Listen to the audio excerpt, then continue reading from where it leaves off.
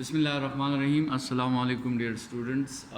आज के लेक्चर में हम चैप्टर नंबर 12 करंट इलेक्ट्रिसिटी में दूसरा लेक्चर जो है वो आज हम डिस्कस करेंगे, जो कि है ओहम लॉ के ऊपर। तो ये आपका इस चैप्टर का first long question, important long question है ओहम लॉ। ओहम लॉ जो है स्टूडेंट्स, ये असल में एक रिलेशन है, relation between voltage and current for an electrical circuit. Ohm law हमें क्या प्रोवाइड करता है? एक रिलेशन प्रोवाइड करता है जो वोल्टेज और करंट के दरमियान है फॉर एन इलेक्ट्रिकल सर्किट। ठीक है ना? तो इसकी जो स्टेटमेंट है ओहम लॉ की, वो कुछ ऐसी है कि the current in a circuit या the current in a conductor या the current in a resistor is directly proportional to the voltage या to the potential difference across it। ठीक है, किसी वायर में, किसी कंडक्टर में, किसी रेजिस्टर में या किसी सर्किट में जो करंट की वैल्यू होती है वो डायरेक्टली प्रोपोर्शनल होती है उस वायर के अक्रॉस, उस कंडक्टर के अक्रॉस, उस रेजिस्टर के अक्रॉस या उस सर्किट के अक्रॉस पोटेंशियल डिफरेंस या वोल्टेज को। ठीक है, तो आपके साथ जो स्टेटमेंट है उसको अगर हम मैथमेटिकल फॉर्म में लिखें तो current is directly proportional to voltage. ठीक है, और इसको अगर हम कांस्टेंट ऑफ प्रोपोर्शनैलिटी लगाकर इसको हम इक्वेशन में कन्वर्ट कर दें तो यहाँ पे जो कांस्टेंट ऑफ प्रोपोर्शनैलिटी है वो है 1/r। ठीक है, और उस 1/r को स्टूडेंट्स हम कहते हैं कंडक्टेंस, जो कि रेजिस्टेंस का रेसिप्रोकल है। 1/r को कंडक्टेंस कहा जाता है और r को रेजिस्टेंस कहा जाता है। तो ये तो कांस्टेंट ऑफ प्रोपोर्शनैलिटी की बात हो गई। ओहम लॉ में जो कांस्टेंट ऑफ प्रोपोर्शनैलिटी है वो 1/r है, जिसको कंडक्टेंस कहा जाता है, और उसी कंडक्टेंस के रेसिप्रोकल को रेजिस्टेंस कहा जाता है। ठीक है, इस कांस्टेंट ऑफ प्रोपोर्शनैलिटी पे बात करेंगे, लेकिन फ़िलहाल अगर हम ओहम लॉ को प्रूफ करने के लिए सर्किट की बात करें तो हमने एक रेजिस्टर लगाना है और हमने एक बैटरी लगानी है, और बैटरी जो है हमारे साथ वेरिएबल होनी चाहिए, उसको हम चेंज कर सके अपनी मर्ज़ी से। ठीक है, तो ये जो बैटरी से जो करंट निकलेगा आई, ये और जो करंट इस रेजिस्टर से गुजरेगा वो करंट जो है डायरेक्टली प्रोपोर्शनल है टू द पोटेंशियल डिफरेंस या to the voltage which is applied between these two points A and B। ठीक है, तो जब आप एक्सपेरिमेंटल एनालिसिस करेंगे और जब आप जो है इस I और V की जो वैल्यूज़ हैं जब आप वो एक टेबल में फाइंड आउट करेंगे तो आपको ग्राफ से भी और टेबल से भी ये पता चल जाएगा कि जब आप I और V का ग्राफ बनाएंगे तो ये स्ट्रेट लाइन होगा और ये ओरिजिन से पास होगा। तो आप ये बात साबित कर देंगे कि current in the resistor is directly proportional to the potential difference across that resistor। ठीक है, अच्छा, ग्राफ जो इसके हम बनाते हैं वो IV ग्राफ्स हम बनाते हैं या फिर उसके लिए हम VI ग्राफ्स बनाते हैं। दोनों ग्राफ्स जो है वो आपके साथ इसके स्ट्रेट लाइंस आते हैं, और अगर हम IV ग्राफ को देखें तो इसका जो स्लोप है इस ग्राफ का स्लोप जिसका फार्मूला होता है राइज बाय रन, और VI/V जो है ये असल में 1/r के इक्वल होता है। तो इस ग्राफ का जो स्लोप होगा वो आपको वैल्यू देगा कंडक्टेंस की। ठीक है, इसी तरह इस ग्राफ का जो स्लोप होगा by formula rise by run और इस ग्राफ का जो स्लोप होगा वो आपको वैल्यू देगा रेजिस्टेंस की। ठीक है, तो ये दो किस्म के ग्राफ्स हम ओहम लॉ के लिए बना सकते हैं। स्टूडेंट्स, ओहम लॉ के लिए दो कंडीशंस हैं, वो सेटिस्फाई हो तो फिर आप ओहम लॉ अप्लाई कर सकते हैं।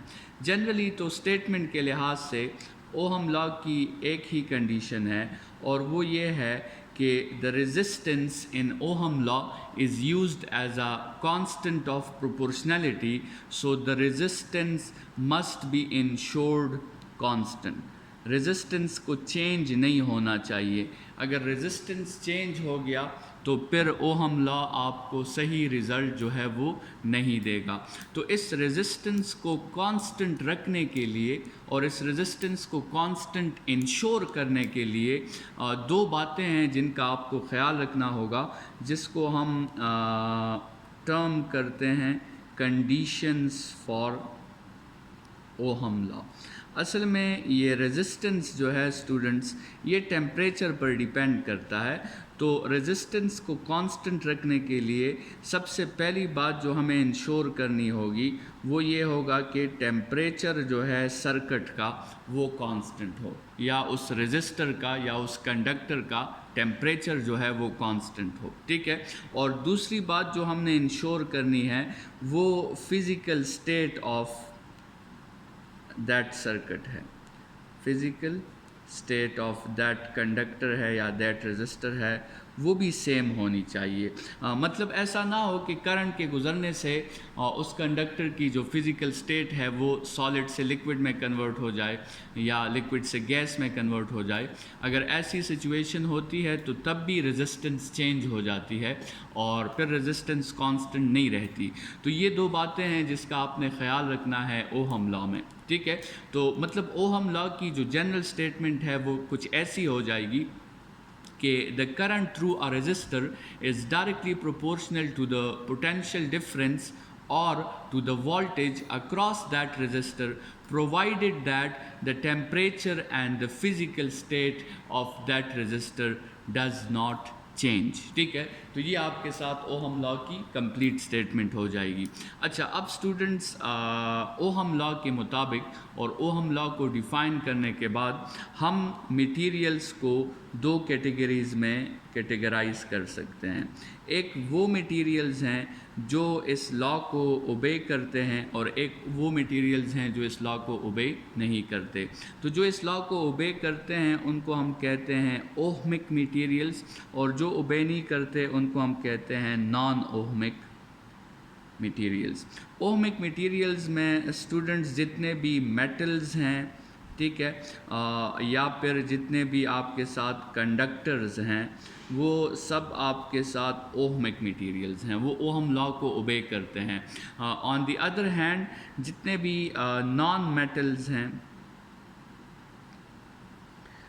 या जितने भी आपके साथ इंसुलेटर्स हैं या आपके साथ जो है वो सेमी कंडक्टर्स हैं, सेमी कंडक्टर्स में पॉपुलर जो सेमी कंडक्टर्स हैं वो डायोड्स हैं, थर्मिस्टर्स हैं, जिनको हम टेम्परेचर सेंसर्स भी कहते हैं। थर्मिस्टर्स के अलावा जो है नॉन ओहमिक ये फिलामेंट ऑफ द लैम्प जो है, ये अक्सर एमसीक्यू में आता है, फिलामेंट ऑफ लैम्प ये नॉन ओहमिक है। ठीक है, तो ये कुछ एग्जांपल्स हो गए ओहमिक और नॉन ओहमिक की। बाकी ओहमिक को आपने डिफ़ाइन कैसे करना है, वो मटेरियल्स जो ओहम लॉ को ओबे करें, ठीक है, जो V = IR को ओबे करें, और वो मटेरियल्स जो ओबे ना करें उनको हम नॉन ओहमिक कहते हैं। तो ओहमिक मटेरियल्स का जब भी हम VI ग्राफ बनाएंगे ओहमिक मटेरियल्स का, तो ओहमिक मटेरियल्स का जो VI ग्राफ होगा वो आपके साथ हमेशा एक स्ट्रेट लाइन होगा, और जिससे स्ट्रेट लाइन से ये पता चलेगा, आपको पता है कि स्ट्रेट लाइन का स्लोप जो है वो कांस्टेंट होता है। तो अगर वो स्ट्रेट लाइन है तो हमें पता चलेगा कि इसकी रेजिस्टेंस जो है through out the values of current end voltage, इसकी रेजिस्टेंस कांस्टेंट है, ठीक है। और अगर नॉन ओहमिक मटेरियल है स्टूडेंट्स, तो फिर उसका ग्राफ जो है वो या तो स्ट्रेट लाइन नहीं होगा, या फिर ओरिजिन से पास नहीं होगा, और या फिर दोनों नहीं होंगे। मतलब नॉन ओहमिक मटेरियल्स का ग्राफ ऐसे भी बन सकता है, नॉन ओहमिक मटेरियल्स का ग्राफ ऐसे भी बन सकता है। और हम जो है फिर इन सेमी कंडक्टर्स के और इंसुलेटर्स के ख़ास तौर पे सेमी कंडक्टर्स के ग्राफ्स पर हम चेक करेंगे चैप्टर नंबर 17 में, और वहाँ हम देखेंगे कि वो स्ट्रेट लाइन ग्राफ्स नहीं बनाते, ठीक है। ये जो नॉर्मली ये जो ग्राफ है हम ये देखेंगे कि ये डायोड का ग्राफ होता है, और ये जो ग्राफ है हम ये देखेंगे कि ये फिलामेंट लैम्प थर्मिस्टर का ग्राफ होता है, ठीक है।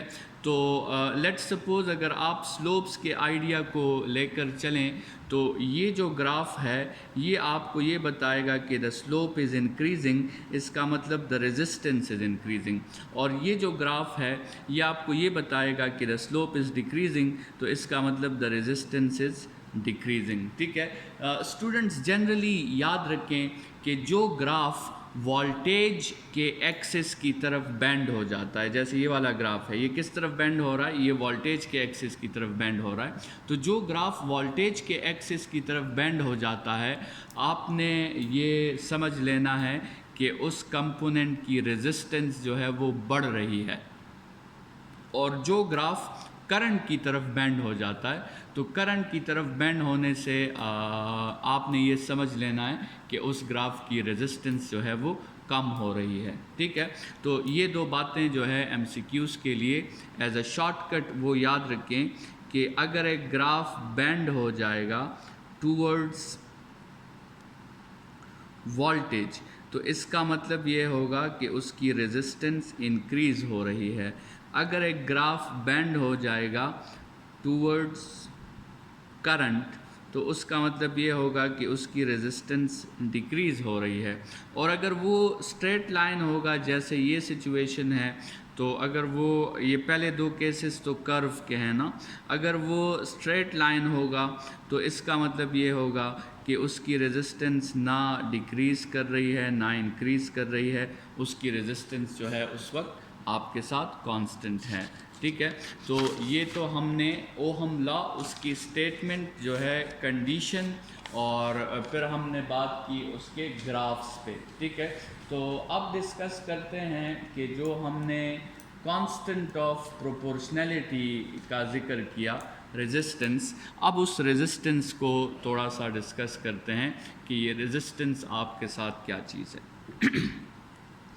तो resistance was as a constant of proportionality introduced in Ohm law statement, ठीक है। जो ओहम लॉ की स्टेटमेंट है V is equal to IR, उसमें रेजिस्टेंस जो है वो as a constant of proportionality use हुआ था।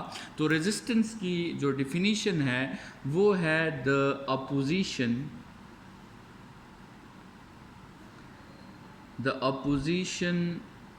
provided to current.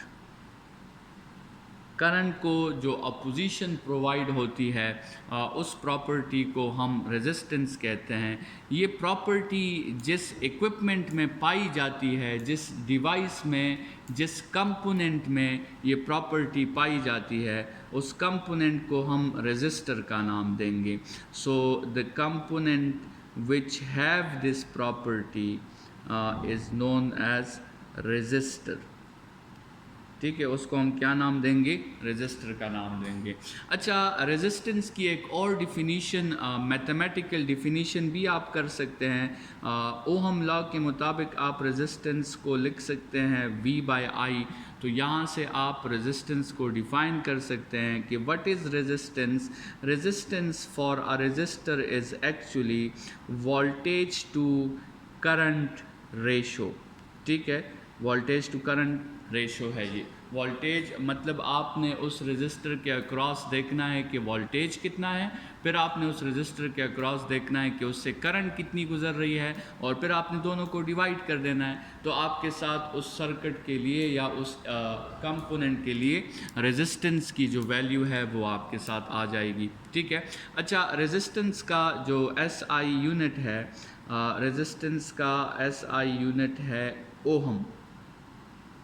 ठीक है। और 1 ओहम जो होता है वो इक्वल होता है, इसी फार्मूला से अगर हम 1 ओहम को डिफाइन करें तो 1 ओहम इक्वल होगा 1 वोल्ट बाय 1 एम्पेयर के। ठीक है। अब ये 1 वोल्ट बाय 1 एम्पेयर जिसको 1 ओहम कहा जाता है, इसको आपने डिफाइन कैसे करना है। कंसिडर करें एक रेजिस्टर है, और वो रेजिस्टर जो है उसकी प्रॉपर्टी कुछ ऐसी है कि जब उसके साथ बैटरी कनेक्ट होती है 1 वोल्ट की, ठीक है, तो वो रेजिस्टर अपने आप से कितनी करंट को इजाज़त देता है, सिर्फ 1 एम्पेयर करंट को इजाज़त देता है। तो अगर 1 वोल्ट की बैटरी पे वो 1 एम्पेयर की करंट को अलाउ करता है अपने आप से गुजरने के लिए, तो तब हम कहेंगे कि इस रेजिस्टर की जो रेजिस्टेंस है वो कितनी है, वो 1 ओहम है।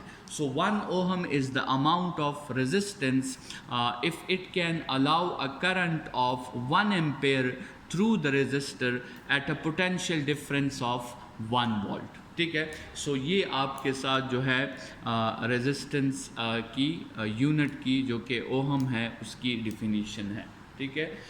स्टूडेंट्स, अगर हम रेजिस्टेंस को देखें तो रेजिस्टेंस जो है इसके फैक्टर्स को हम देखें कि ये किस किस फैक्टर पे डिपेंड कर सकता है, लेकिन उससे पहले रेजिस्टेंस का ज़रा ओरिजिन देखते हैं। ज़रा देखते हैं कि ये रेजिस्टेंस असल में किस वजह से आती है, जिसको हम कहेंगे ओरिजिन या नेचर ऑफ रेजिस्टेंस। मतलब कौन सी ऐसी वजह है उस रेजिस्टर के अंदर या उस वायर के अंदर या उस कंडक्टर के अंदर कि जिसकी वजह से वो करंट को अपोज करता है। तो अगर हम रेजिस्टर का एटॉमिक व्यू देखें तो एटॉमिक व्यू से हमें पता चलता है कि असल में एक वायर में, एक रेजिस्टर में या एक कंडक्टर में जब इलेक्ट्रॉन्स मूव करते हैं, जब करंट उसमें मूव करता है, तो वो वायर जो है वो एटम्स से मिलके बना है। ठीक है। डाल्टन एटॉमिक थ्योरी है कि every matter is composed of atoms. ठीक है। तो वो वायर जो है एटम्स से मिलके बना है, और वो एटम्स जो हैं कॉन्स्टेंटली वाइब्रेशंस कर रहे हैं। काइनेटिक मॉलिक्यूलर थ्योरी है कि सॉलिड के जो एटम्स या पार्टिकल्स या मॉलिक्यूल्स होते हैं वो कॉन्स्टेंटली वाइब्रेशंस करते हैं। अब जब इलेक्ट्रॉन इस क्लाउड ऑफ एटम्स से गुज़रता है तो इलेक्ट्रॉन इस क्लाउड ऑफ एटम्स में बहुत से एटम्स के साथ कोलिजन्स करके गुज़रता है, और जब ये कोलिजन्स करके गुज़रता है तो इलेक्ट्रॉन की बहुत सी जो इलेक्ट्रिकल एनर्जी है, जो इलेक्ट्रॉन्स की इलेक्ट्रिकल एनर्जी है, इस कोलिजन्स की वजह से वो कन्वर्ट हो जाती है हीट एनर्जी में, और हम कहते हैं कि इस मटेरियल ने एक्चुअली फ्लो ऑफ इलेक्ट्रॉन को मतलब करंट को क्या प्रोवाइड की, इस मटेरियल ने करंट को अपोजिशन प्रोवाइड की। लेकिन इस अपोजिशन का ओरिजिन क्या था, इस अपोजिशन की रीज़न क्या थी? इस अपोजिशन की रीज़न थी स्टूडेंट्स आपके साथ एटॉमिक कोलिजन्स। ठीक है, या मॉलिक्यूलर कोलिजन्स। इलेक्ट्रॉन जो है जब गुज़रता है किसी वायर से या किसी भी कंडक्टर से या इंसुलेटर से या फिर रेजिस्टर से, तो उसको एटम्स के साथ टकरा कर गुज़रना होता है, और इस प्रोसेस में इलेक्ट्रॉन्स की जो इलेक्ट्रिकल एनर्जी है वो हीट में कन्वर्ट हो जाती है, वो डेसिपेट हो जाती है हीट के फॉर्म में, और आपके साथ जो है करंट की फ़्लो जो है या चार्जेस की फ़्लो जो है वो अपोज़ हो जाती है। तो ये बात याद रखें कि रेजिस्टेंस का जो बेसिक नेचर है वो है इलेक्ट्रॉन को अपोज़ करना with the help of atomic collisions, ठीक है, या वो नेचर है इलेक्ट्रॉन की इलेक्ट्रिकल एनर्जी को कम करना by converting it into heat energy, ठीक है। तो ये बात जहन में जो है आप याद रखें। अब ज़रा हम अगर फैक्टर्स की बात करें, factors on which resistance depends, ठीक है, वो फैक्टर्स जिन पे रेजिस्टेंस जो है वो डिपेंड करता है। तो स्टूडेंट्स रेजिस्टेंस की डिपेंडेंसीज़ जो हैं जिन फैक्टर्स पे हैं उनके लिए हम दो फार्मूलाज जो हैं और डिराइव करेंगे रेजिस्टेंस के। एक हम फार्मूला डिराइव करेंगे जिसको हम कह सकते हैं resistance in terms of material properties, resistance in terms of material properties, ठीक है। और उसमें हम देखेंगे कि क्या रेजिस्टेंस जो है लेंथ ऑफ द वायर पे डिपेंड करता है या नहीं करता, क्या रेजिस्टेंस जो है एरिया ऑफ द वायर पे डिपेंड करता है या नहीं करता। और इस टॉपिक में हम रेजिस्टेंस के लिए लास्ट में ये फार्मूला प्रूफ करेंगे कि resistance is equal to rho L by A, और ये रो जो है ये कांस्टेंट है जिसको हम रेजिस्टिविटी जो है का नाम देंगे, या इसको हम स्पेसिफिक रेजिस्टेंस का नाम देंगे। तो इस केस में हम ये फार्मूला प्रूफ करेंगे। और एक दूसरा जो हमने ओहम लॉ के स्टार्ट में भी बात की थी कि रेजिस्टेंस जो है वो टेम्परेचर डिपेंडेंट भी है। तो resistance as a function of temperature, resistance as a function of temperature, उस पे भी हम जो है बात करेंगे। टेम्परेचर को चेंज करने से भी रेजिस्टेंस जो है वो चेंज हो जाती है। और यहाँ पे हम जो फार्मूला डिराइव करेंगे वो हम डिराइव करेंगे delta R is equal to alpha R not delta T, ठीक है। तो ये भी एक फैक्टर है जिस पे रेजिस्टेंस डिपेंड करता है। तो ओवरऑल अगर हम देखें तो रेजिस्टेंस जो है वो डिपेंड करता है लेंथ ऑफ द वायर पे, एरिया ऑफ द वायर पे, उस वायर की स्पेसिफिक रेजिस्टेंस पे जिसको हम रेजिस्टिविटी जो है वो भी कहते हैं, और इसके अलावा वो डिपेंड करता है टेम्परेचर पे। तो स्टूडेंट्स आज का लेक्चर हम यहाँ पे वाइंड अप कर देते हैं। ये लॉन्ग क्वेश्चन फ़िलहाल ख़त्म नहीं हुआ क्योंकि इसमें ये दो टॉपिक्स जो हैं अभी तक रहते हैं। हमने resistance in terms of material properties भी डिस्कस करना है और resistance as a function of temperature भी हमने डिस्कस करना है। उसके साथ ही ये लॉन्ग क्वेश्चन हमारा ख़त्म हो जाएगा। कल इंशाल्लाह इसी टॉपिक के साथ दोबारा मुलाकात होगी। उस वक्त तक के लिए अपना ख्याल रखिएगा। Thank you students.